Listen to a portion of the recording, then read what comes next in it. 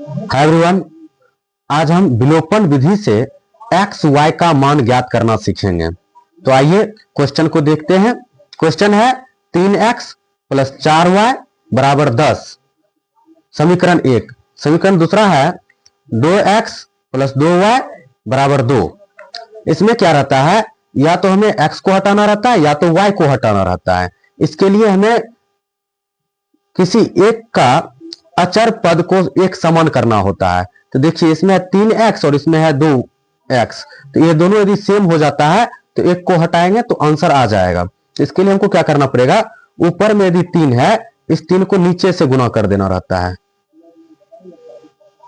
और नीचे 2 है इसको ऊपर गुना कर देना है।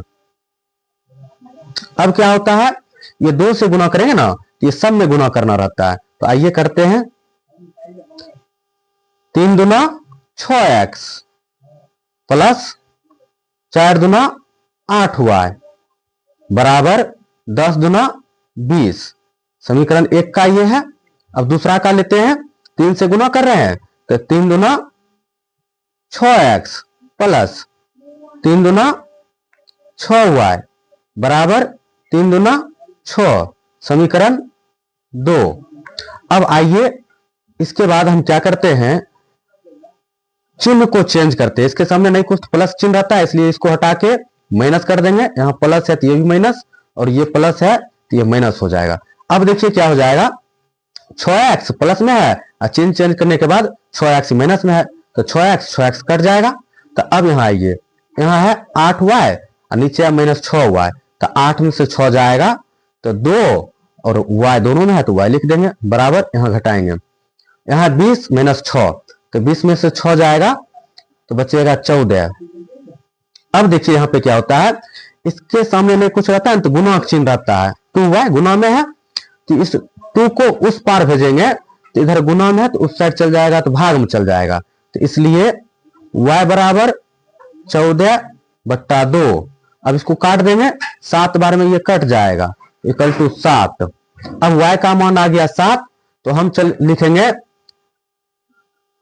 y का मान समीकरण 1 में रखने पर।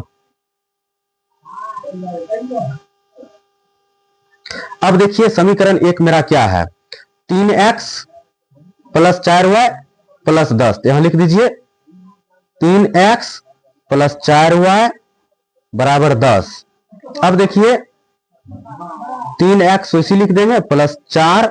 अब देखिए y का मान बोले हैं समीकरण 1 में, तो y के जगह पे जितना y का मान आया वो रख दीजिए। y का मान आया है 7, तो इस जगह लिख देंगे 7 बराबर 10। अब आइए 3x प्लस 7 चौक 28 बराबर 10। अब देखिए 3x, ये देखिए 28 अगर प्लस में है तो उस पार चल जाएगा तो माइनस में चल जाएगा, तो बराबर 10 माइनस 28, 3x बराबर। अब देखिए 10 में से तो 28 जाएगा नहीं तो उल्टा इधर घटाएंगे, 28 में से 10 तो हो जाएगा माइनस 18। अब देखिए बड़े संख्या के सामने जो चिन्ह रहता है वही चिन्ह लगता है, तो बड़े संख्या के सामने माइनस का चिन्ह है इसलिए माइनस लगाए। अब देखिए फिर यहां आ गया है 3x, यहां देखिए 3x गुना में है तो 3 उस पार जाएगा तो भाग में, तो इसलिए x बराबर माइनस 18/3। अब उसको काट दीजिए, 3 कम 3 और 6 3 18, हो गया 6 इक्वल टू माइनस 6। अब देख लीजिए इस तरह से क्या आ गया, x का वैल्यू माइनस 6 और y का वैल्यू 7। यही मेरा हो गया आंसर। बधाई हो, यदि आप समझ गए हो तो कमेंट में जरूर लिखें।